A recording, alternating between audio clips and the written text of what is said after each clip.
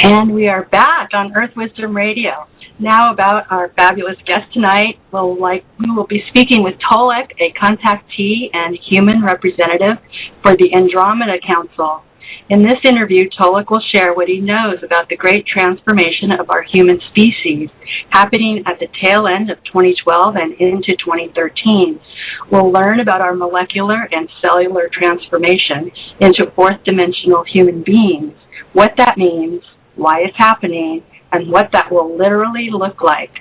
So before we get into this higher vibrational level of life, a little about Tolec himself. Tolec has an impressive 20-year professional background in the software industry. He first became a contactee in 1993 when he was taken aboard a ship several times and time traveled to the 1840s. Contact then resumed in September 2010 in various forms, one being interdimensional travel to Andromedan biospheres stationed around the Earth. The Andromeda Council has given him vast amounts of information. This council is an intergalactic governance and development body of aligned, benevolent star systems and planets in both the Milky Way and Andromeda galaxies. If you'd like to check out his fact-filled website, go to andromedacouncil.com. So Tolec, we are honored to have you here at Earth Wisdom Radio. We welcome you. How are you today? I'm doing fine. Great to be here with all three of you. Well, we're really happy to have you here with us. I thought I know you wanted to focus this particular talk because you have done many talks on other shows, and I encourage our listeners to check those out as well. But you wanted to focus on this talk about what the life in the fourth dimension, and why don't we start with the actual transformation of what you see happening to the planet and as well as the human species itself. Sure. Okay. The planet is on a cycle, and it's been repeating a cycle of change that is manifested by earthquakes and many other events. This has been going on since the birth of the planet. I've learned not only that this cyclical pattern of evolution and change is applicable to this planet, but it was also applicable at the birth of this galaxy, the star systems in this galaxy, and every other single planet. It has its own unique pattern, its own unique pattern and cycle of change and evolution. Those are manifested by earthquakes, volcanoes going off, ley lines. Interesting to note that a lot of the major earthquakes happen on the ley lines as identified around the planet. So we're going to continue to see a lot of earth changes in the form of earthquakes and other things as we progress through this time period of 2012 into 2013. That also includes a 90-degree movement of the Earth's crust. And the best reference that I can give everybody is think of a clock face. We currently look at the Earth from like a 9 o'clock to 3 o'clock or west to east perspective. And right now the crust is moving counterclockwise such that 3 o'clock, if you will, is moving toward straight up 12 noon, 12 midnight, whatever you want to call it. And that will progressively continue to happen. We're also going to experience a shift in the magnetic poles, such that what is currently the North Pole at the top of the globe today will become the South Magnetic Pole. And what is currently the South Magnetic Pole today, that'll move to the top of the globe. So we'll now have sometime in the future, we're going to have the South Pole at the top of the globe and the North Pole at the bottom of the globe. Oh my gosh! A whole bunch of things happening. Yeah. They've already reassured me. And they did this quite extensively. They've already reassured me that in terms of the pole change, You know, we may lose power for 3 or 4 hours, but if it goes anywhere beyond that, the people of the Andromeda Council stand ready to step in if it means launching new satellites, if it means repairing satellites, whatever they can do to help with the grid system of the planet, they'll do it. They've already volunteered that help, and they're standing by ready for when that shift happens. And I don't know if any of you have been paying attention, but there have been scientists that have been identifying the migration of the poles shifting just recently, like within the past 2 to 3 weeks. You know, that's happening as we speak. When I was talking about this stuff 6 months ago, I was, you know, kind of ahead of the curve, but it's now happening. So that's it from a broad sense. I'll be happy to answer, you know, any specific questions about any of that. Okay. Now, can you explain a little bit about the planet's position in relation to the center of our galaxy and how that is, the energy of that is affecting, or is that energy affecting us and causing the cellular changes you speak about? Okay. Different kind of question. All right. I like to use Earth analogies that people are comfortable with. I'll have everybody think of a pinwheel.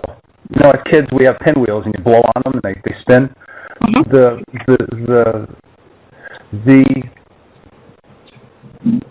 Let's see. Our galaxy is shaped very much like a pinwheel, and think of that pinwheel as having spiral arms. Well, we are located. Our solar system and our planet are located at around 7 o'clock on a clock face at the tail end of one of those spiral arms. And, well, I'll keep going. What's happening is our solar system and our galaxy are moving toward and moving into the galactic equatorial plane zone. And this area of the galactic equatorial plane has a high level of magnetic vibrational energy. And it can be actually pretty erratic. People call this area a black hole, for lack of a better description. But the energy is very erratic. It is higher dimensional energy. It is fourth dimensional energy. That's one reason for our solar system and our planet beginning to become fourth dimensional entities. In addition, there's a comet that used to be known as HOLMES, HOLMES 17P as in Peter. Recently that came into our area of space, and it's now known to be the brightest celestial object, if you will, in the heavens. It is emanating fourth dimensional energy and bathing this solar system and this planet in fourth dimensional energy.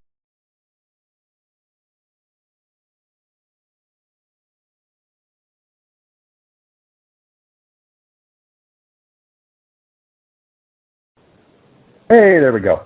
And we're back with Tolec. Okay. We just got knocked off the air. So Tolec, please take it up from where you left off. I'm sure that our listeners were probably listening to you as we lost our feed over here. Go ahead. Okay. Were you able to hear at least my introduction about the concept of biospheres and tractor beams? Why don't you start with that? Okay. The biospheres of the Andromeda Council, they are as small as Pluto. I think there are a couple a little smaller. There are some that are much larger. They are stationed in Earth space and throughout our solar system. They are using what we would think of, at least in scientific and science fiction terms, if you will, as tractor beams, energy beams that can do a lot of things, including slowing the rate of change. And they've told me that for Earth and other planets, but more specifically for Earth, they have used combined tractor beams of biospheres to slow the rate of change of this planet, to slow down the pace of this change, so that as the different plates, the tectonic plates in this planet move, as the Earth's crust moves, as other cosmic bodies come into our space, they're doing everything they can to slow the rate of change. That helps minimize the losses of people and lives on this planet. And so that's a good thing. Absolutely. Yeah. Helps with the transition. Yeah, sure. Hey, they may be fourth dimensional people, but they're still human beings just like we are, and they care about us. Right. They care about us, to a great degree. We are the great times 10 grandchildren, cousins, brothers, and sisters of these extraterrestrial people, and we've been on this planet for a long time, and this is our time to evolve. It's the destiny of this planet to evolve. Right. So they're doing whatever they can to help us evolve as easy as possible. That's about the best complete answer I can give there. Right. There's still this interconnection, even across all these dimensions, it seems. Tolec, this is Sandra. Yes. Sandra, Tolec, I have a question for you about the Native connection, the Native American connection to our star ancestors. Can you discuss with our listeners tonight a little bit about that connection? I'd be happy to, sure. From what I've learned, primarily from Tonka, who's the ambassador from the planet Dakota, who's also the spiritual ambassador of the Andromeda Council. The planet Dakota is located in the Tegeta star system. The Tegeta star system is, the star itself, Tegeta, is one of 7 stars of what people on this planet would consider the Pleiades constellation. Within the Tegeta star system, there's 4 planets: Pyra, Vela, Dakota, and one other. Forgive me for forgetting, but there's 4 planets. He's from Dakota. I've learned that my own spiritual essence, when I was born, when my soul, when my 4th dimensional spiritual essence was born years and years and years and years ago, that I too am from the planet Dakota, which is why the connection with the ambassador as well as the commander for the biosphere. What he said is that the people from Dakota first came to planet Earth about 100,000 years ago, originally arrived in the area that people today would call Lemuria. It's known by a few names, but generally known as Lemuria. Mm-hmm. About 50,000 years after that, they migrated off of the Lemurian continent landmass when they were going through a bunch of upheavals and changes in landmass.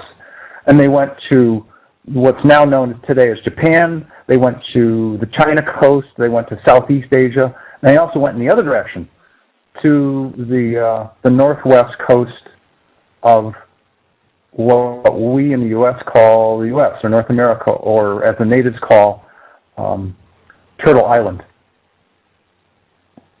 They've said that the people west of the Mississippi River in the U.S., in Turtle Island, they are predominantly the people originally from Dakota. They are led by the Dakota with a D, Lakota with an L, and Nakota with an N. They are also the Hopi and a whole bunch of others, but primarily from the Mississippi River and west. I'm not, simply because they haven't asked yet, I'm not aware of who the original indigenous people to North America are and what planet they're from. I don't know. Right now, I just know about the people west of the Mississippi, and those are primarily, again, the descendants of the Dakota people. Okay.